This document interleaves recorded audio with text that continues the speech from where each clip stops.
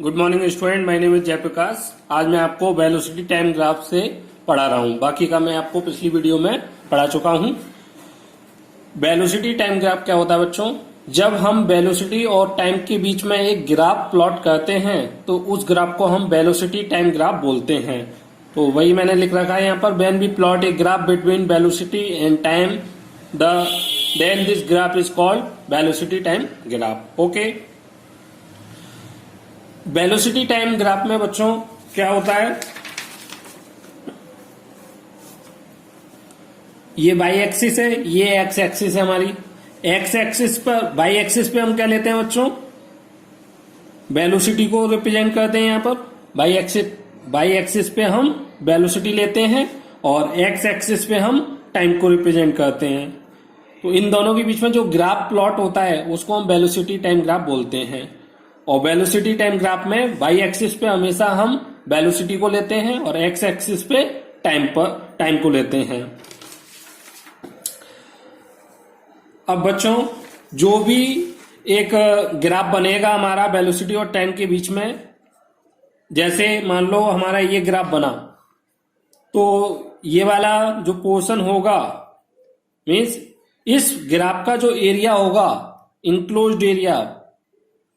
Enclosed area velocity और time graph के बीच में जो होगा वो हमें क्या देगा? डिस्टेंस या कहें मैग्नीट्यूड ऑफ डिस्प्लेसमेंट देता है। Area enclose by velocity time graph and time axis given the magnitude of displacement का मैग्नीट्यूड देगा। मैग्नीट्यूड डिस्प्लेसमेंट का किसे बोलते हैं? डिस्टेंस को।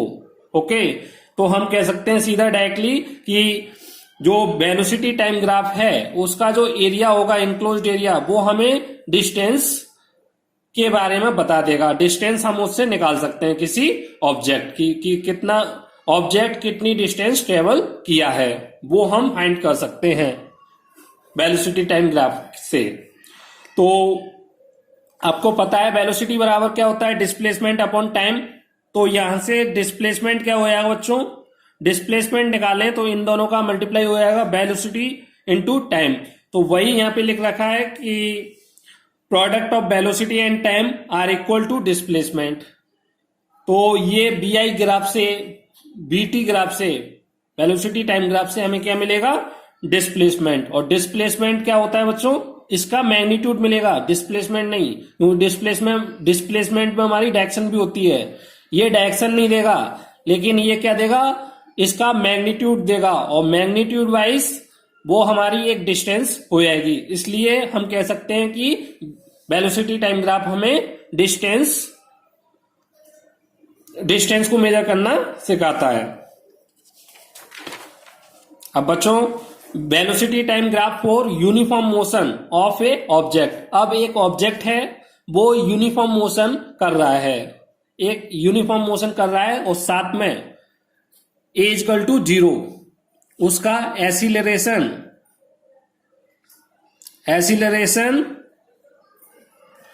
0 है बच्चों। एसिलेशन 0 है। एसिलेशन 0 होने का मतलब क्या है?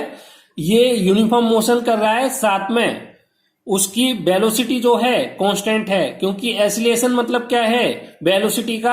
वेलोसिटी में चेंज होना, इंक्रीज होना या डिक्रीज होना। तो एसिलेशन 0 है, इसका मतलब वेलोसिटी हमारी कांस्टेंट है। तो मैंने यहां पर एक ग्राफ प्लॉट किया है। आप कोई भी यहां पर इधर वेलोसिटी लेना है और इधर आप टाइम को लेंगे, जैसा कि इसमें मैंने दिखाया है। अब बच्चों, मैंने यहां पर 5, 10, 15, 20 टाइम लिया है सेकेंड में। यहां पर मैंने आवर में लिया है, आप सेकेंड में भी ले सकते हैं। और वेलोसिटी को मैंने किलोमीटर पर आवर में, 50 का डिफरेंस है इसमें।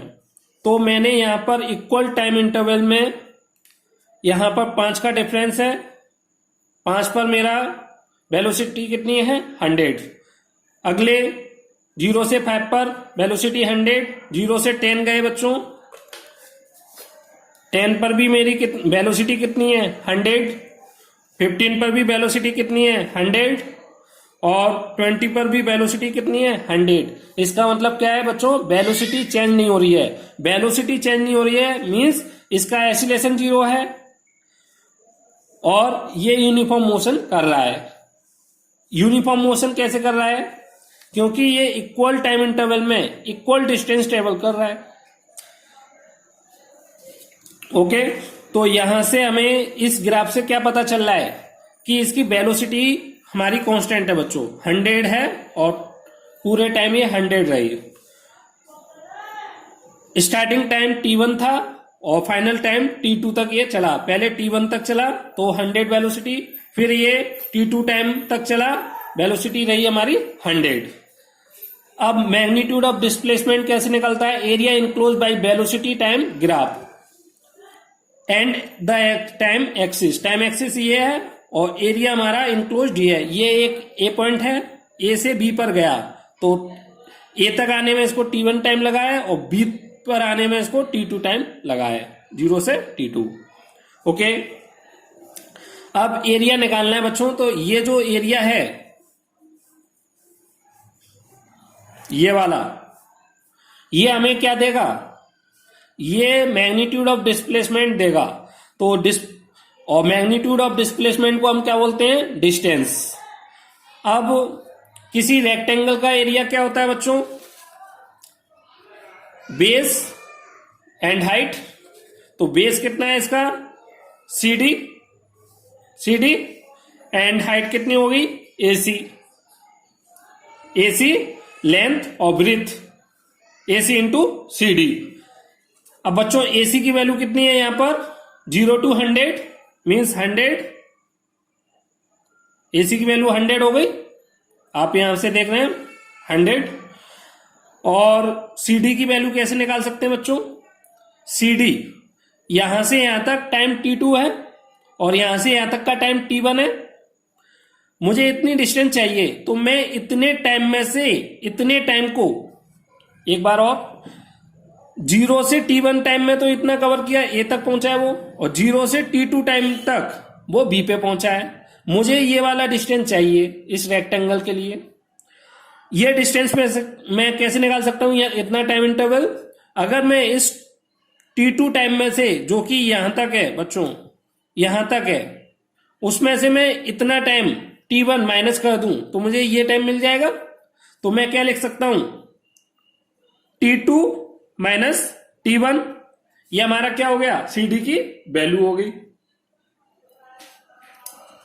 CD की वैल्यू हो गई ये। अब इसमें वैल्यू पुट करूं तो मैं, t2 की वैल्यू कितनी है बच्चों 20, यहां से यहां तक 20 है, और t1 की वैल्यू कितनी है 0 to 5 मीन्स 5 इंटू 100। तो 100 और 20 में से 5 गया 15, तो कितना हो गया 1500।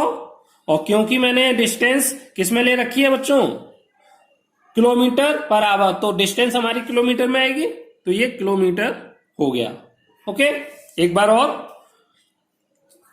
ये मेरा एक ग्राफ था। ग्राफ कैसे बनाया, मैंने एक ग्राफ भी बनाना बता दे रहा हूं मैं। ये मैंने एक वाई एक्सिस ली, एक एक्स एक्सिस ली। अब बच्चों एक्सीलरेशन 0 है, कोई भी मैंने एक ऑब्जेक्ट मान लिया है, वो 100 वेलोसिटी से कंटिन्यूअस चल रहा है। एक्सीलरेशन 0 मतलब कि इसकी वेलोसिटी में कोई चेंज नहीं होगा, ये 100 रेगुलर चल रहा है। तो मान लो 100 यहां पर है मेरा, तो ये 100 रेगुलर चल रहा है।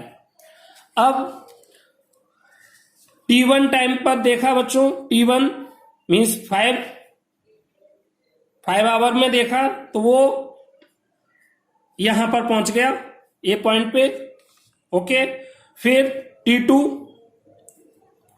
20 आवर, फिर मैं स्टार्टिंग से 20 आवर देखा तो देखा कि ये यहां पर पहुंच गया बी, इस तरीके 20 पर, इस तरीके से तो ये ग्राफ बन गया बच्चों। अब ये जो एरिया है, इस एरिया को फाइंड कर हम अपना क्या निकाल लेंगे, मैग्नीट्यूड ऑफ डिस्प्लेसमेंट। अब एरिया कैसे निकालते हैं रेक्टेंगल का, लेंथ ब्रीथ या ब्रीथ लेंथ जैसे भी समझ सकें, AC इंटू CD। AC की वैल्यू तो बच्चों ये हो गई 100, 0 to 100, तो इतनी डिस्टेंस हमारी 100 के बराबर हो गई। अब मुझे CD निकालनी है। CD की वैल्यू कैसे निकालूंगा? ये तो T2 की वैल्यू कितनी है यहाँ पे 20 और T1 की वैल्यू कितनी है 5। अगर मैं T2 की वैल्यू में से T1 की वैल्यू को इतनी वैल्यू में से इतनी वैल्यू माइनस कर दूंगा तो ये वैल्यू आ जाएगी मेरी। तो T2 माइनस T1 20 माइनस 5 और मैंने निकाल लिया।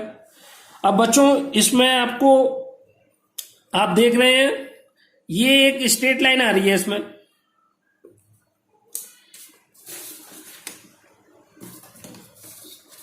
ये आप स्ट्रेट लाइन देख रहे हैं ये वाली,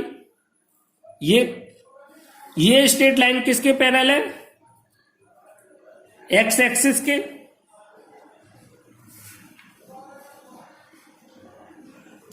ये लाइन जो ये वाली है 100 वेलोसिटी वाली किलोमीटर पर आवर की, वो किस लाइन के पैरेलल है? इस एक्स एक्सिस के। ये हमेशा एक स्ट्रेट लाइन होगी अगर कोई ऑब्जेक्ट यूनिफॉर्म मोशन कर रहा है और उसका एसिलेशन 0 है, एसिलेशन 0 है और यूनिफॉर्म मोशन कर रहा है। तो जब भी आप ग्राफ खींचोगे वैल्यू कोई भी ले लेना बच्चों, इक्वल टाइम इंटरवल में इक्वल, अगर ये इस तरीके का ग्राफ खींचोगे हमेशा एक स्ट्रेट लाइन आएगी जो एक्स एक्सिस के पैरेलल होगी, स्ट्रेट लाइन आएगी और जो एक्स एक्सिस के हमेशा पैरेलल आएगी। ओके, तो ये आपका हो गया।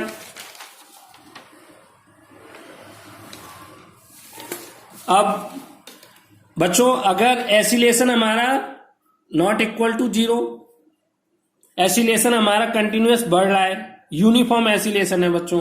जैसे मान लो मैं बच्चों कोई भी एसिलेशन ले लेता हूं, यूनिफॉर्म एसिलेशन का मतलब क्या है बच्चों? अगर मैं मान लो A इक्वल टू 2 मीटर पर सेकेंड स्क्वायर ले लूं, तो ये मान लो मेरी स्पीड स्टार्टिंग में मेरी 5 मीटर पर सेकेंड है, तो हर बार ये हर 1 सेकेंड बाद कितनी 2 मीटर पर सेकेंड से बढ़ जाएगी। अभी मान लो 5 सेकेंड पे ये है तो 6 सेकेंड पे ये कितनी हो जाएगी 7 मीटर पर सेकेंड। इस तरीके से यूनिफॉर्म बढ़ रही है। तो उसके लिए जब ग्राफ खींचेंगे बच्चों, तो ये ग्राफ कैसे आया है तो वो देख लीजिए। पहले मैंने velocity time graph for a object moving with uniform acceleration, uniform acceleration है तो किस तरीके से होगा ये।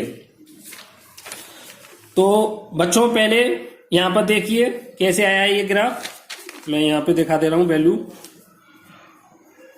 मैंने यहां पर 5, 10, 15, 20, 25 ये वैल्यू ले रखी है और इधर 10, 20, 30, 40 इस तरीके से वैल्यू ले रखी हैं। तो मैं देख रहा हूं 5 पर इक्वल टाइम इंटरवल होगा तो ये यूनिफॉर्म मोशन होगी, तो मैंने इक्वल टाइम इंटरवल में ये वेलोसिटी मेजर करी है। तो पहले 5 सेकंड पर देखा मैंने बच्चों, ये सेकंड में ले रखा मैंने यहां पर,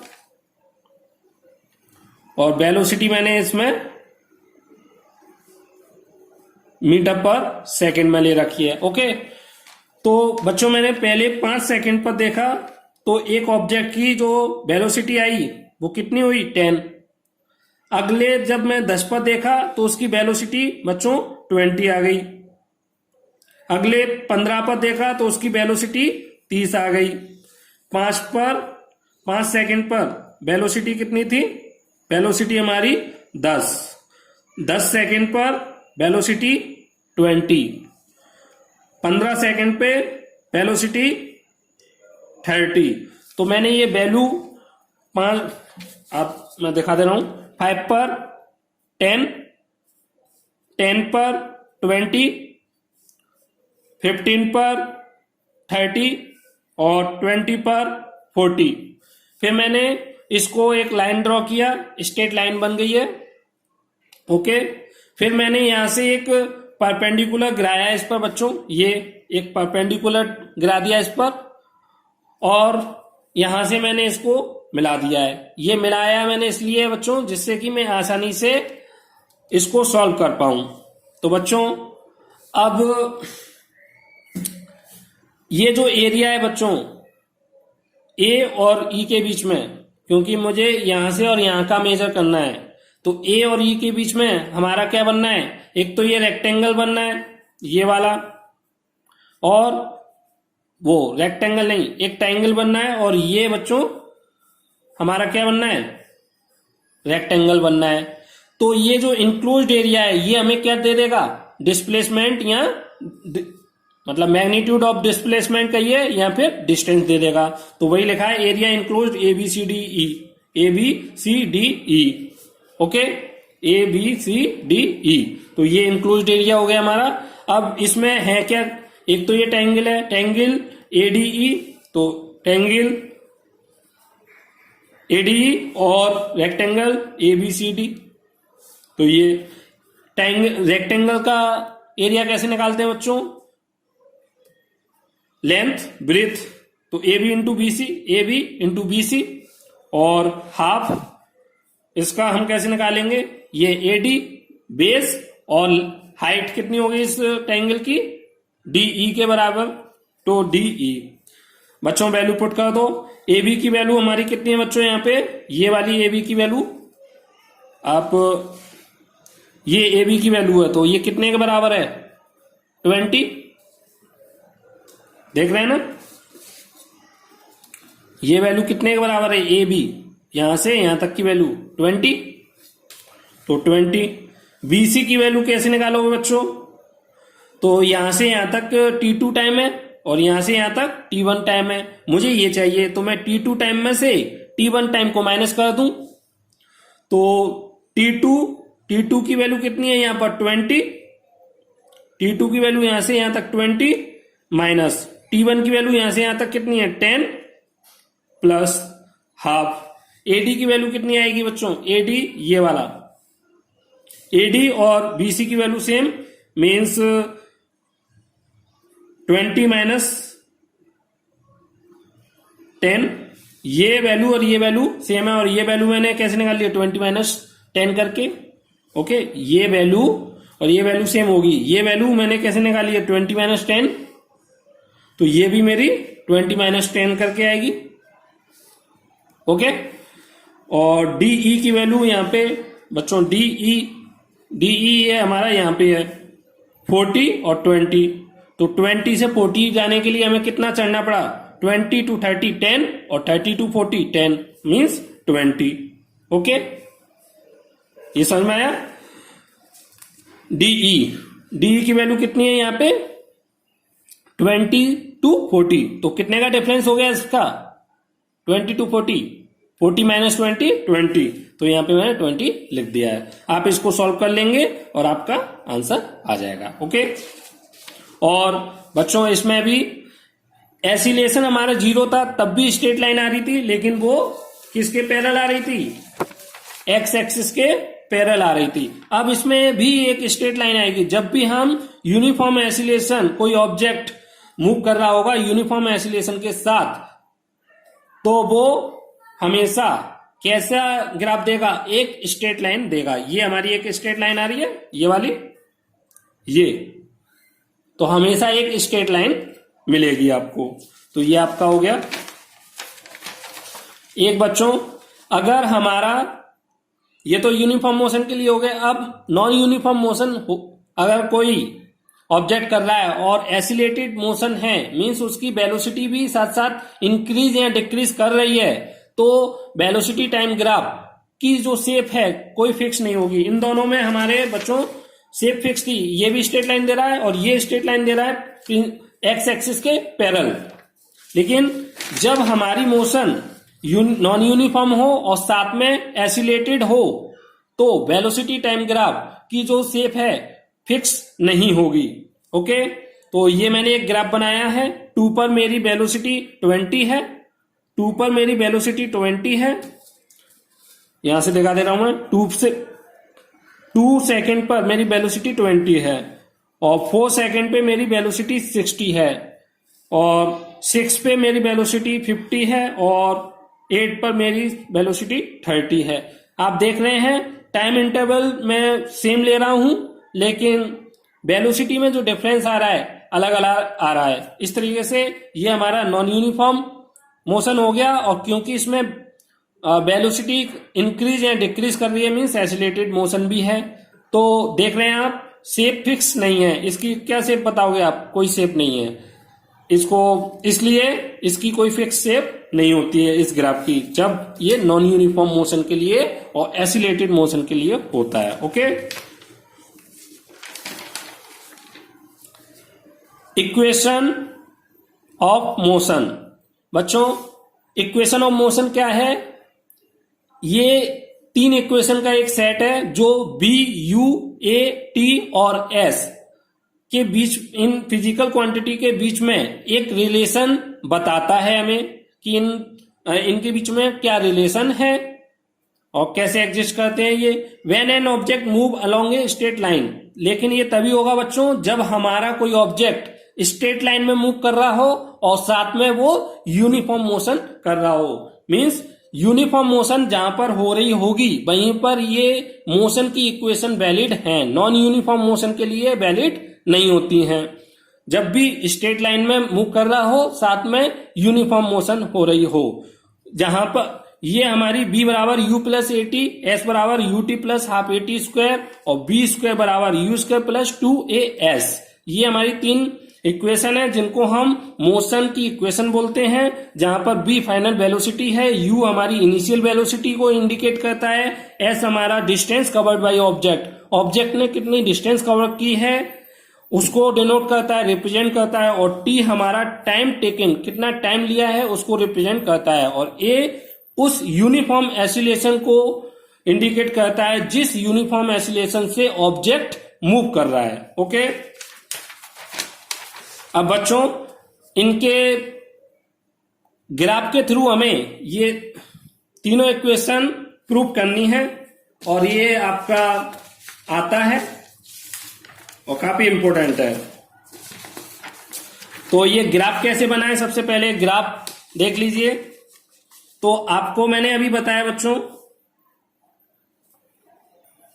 ये वैल्यू आप कोई भी ले लेना, कोई दिक्कत नहीं है, मैंने ली भी नहीं है और दी भी नहीं थी आपकी बुक में। तो जैसे आपको पता है, अभी मैंने आपको बताया ये कि यूनिफॉर्म एसिलेशन अगर हो रहा है किसी ऑब्जेक्ट का और यूनिफॉर्म मोशन हो रही है तो ग्राफ कैसा आता है? एक स्ट्रेट लाइन आता है। इसमें बच्चों इनिशियल वेलोसिटी, हमारी इनिशियल वेलोसिटी 0 थी, मींस स्टार्टिंग में ऑब्जेक्ट रेस्ट पे था, लेकिन इस केस में मैंने ऑब्जेक्ट को रेस्ट पर नहीं लिया है, यहां पर उसकी कुछ ना कुछ वैल्यू है। तो ये हमारा स्ट्रेट लाइन ग्राफ ये किसके लिए होता है? हमारा यूनिफॉर्म एसिलेटेड ऑब्जेक्ट के लिए होता है, जो मैंने अभी कराया है आपको। ओके, तो ये पता है। अब मैंने यहां से क्यों बनाया है? क्योंकि इस केस में तो बच्चों इनिशियल वेलोसिटी u की वैल्यू 0 थी, लेकिन यहां पर u की वैल्यू है कुछ ना कुछ, u मतलब इनिशियल वेलोसिटी दे रखी है 4 मीटर पर सेकेंड, 5 मीटर पर सेकेंड, कुछ ना कुछ आपको दी होगी। ओके, तो ये लाइन हो गई आपकी। अब हमने क्या किया है, यहां से एक परपेंडिकुलर ड्रॉ कर दिया है, इस पर परपेंडिकुलर ड्रॉ कर दिया है। ऐसे ही मैंने एक परपेंडिकुलर इधर ड्रॉ कर दिया है, आप देख रहे हैं एक परपेंडिकुलर यहां पर ड्रॉ किया है, बी से सी पर ड्रॉ किया है, इस लाइन पर एक्स एक्सिस पर, और बी से एक मैंने वाई एक्सिस पर ये परपेंडिकुलर ड्रॉ कर दिया मैंने यहां से। ओके, और फिर मैंने क्या किया है, इस ओसी के पैरेलल एक लाइन मैंने ए से यहां पर खींची है एडी, जो ओसी के पैरेलल है। ओके, इतना काम मैंने किया है, तो ये ग्राफ तैयार हो गया है। अब इस ग्राफ से हमें इक्वेशन को प्रूव करना है। कैसे करेंगे? तो यहां पर मैंने ये लिख दिया है u is not equal to 0, means initial velocity हमारी 0 नहीं है। स्टेप मैंने लिख दिए, ड्रॉ ये परपेंडिकुलर ऑन टाइम एक्सिस, ये हमारी टाइम एक्सिस है, या एक्स एक्सिस बोल दीजिए, फ्रॉम बी से एक परपेंडिकुलर हमने टाइम एक्सिस पर खींचा है, और उस परपेंडिकुलर का नाम क्या है? BC।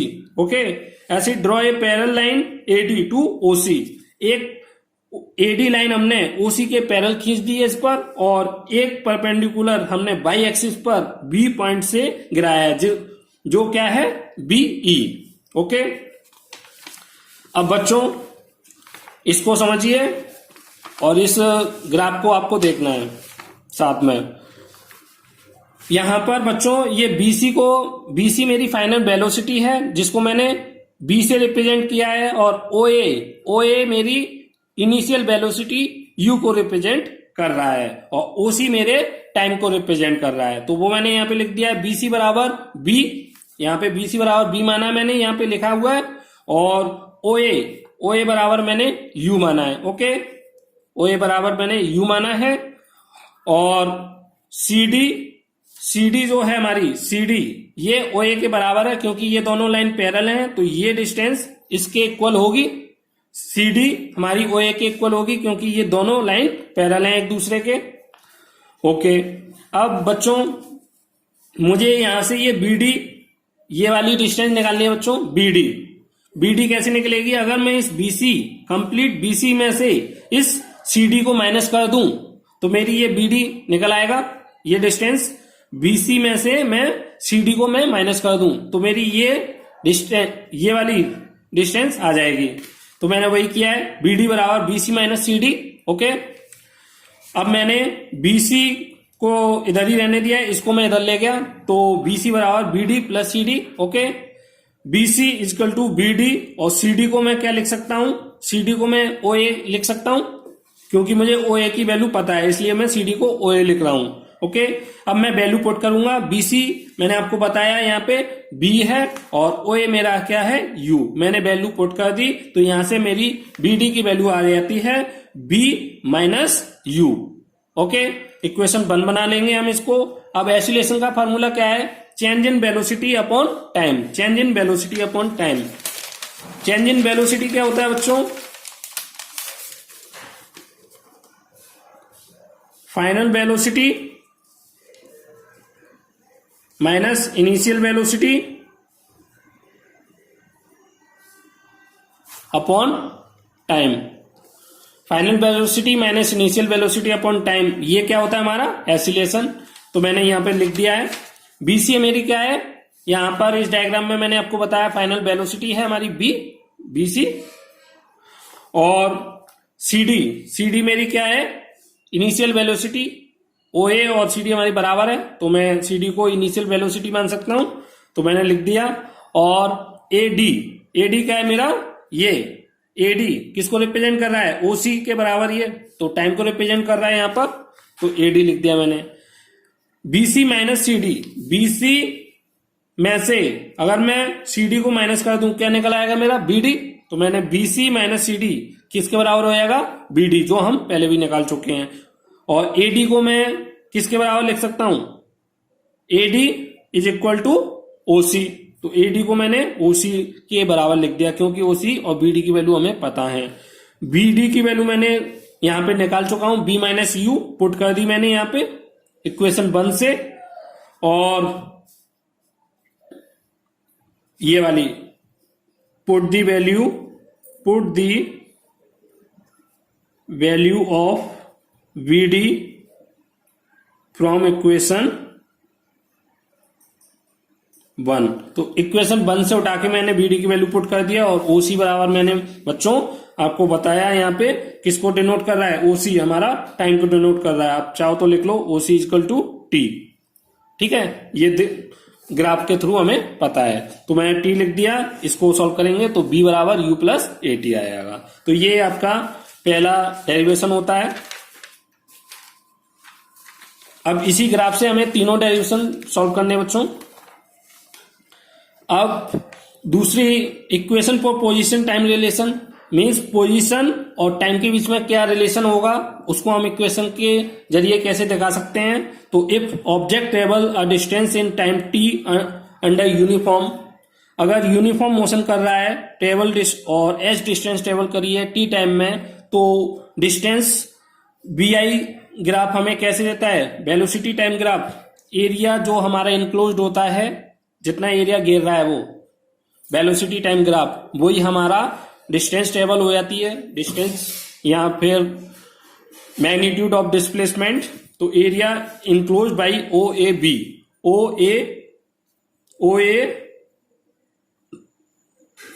OABC, ये वाला पूरा एरिया, ये वाला, ये ओके, तो ये एरिया कंप्लीट हमारा क्या देगा, डिस्टेंस देगा। तो ये हमारे दो, इसमें दो आकृति दिख रही हैं आपको, एक तो ये रेक्टेंगल दिख रहा है ए बी डी, और एक हमें ए ओ सी डी रेक्टेंगल दिख रहा है, और ये ए डी बी ट्राइंगल दिख रहा है। तो वो लिख दिया मैंने, area of rectangle O A D और area of triangle A B D.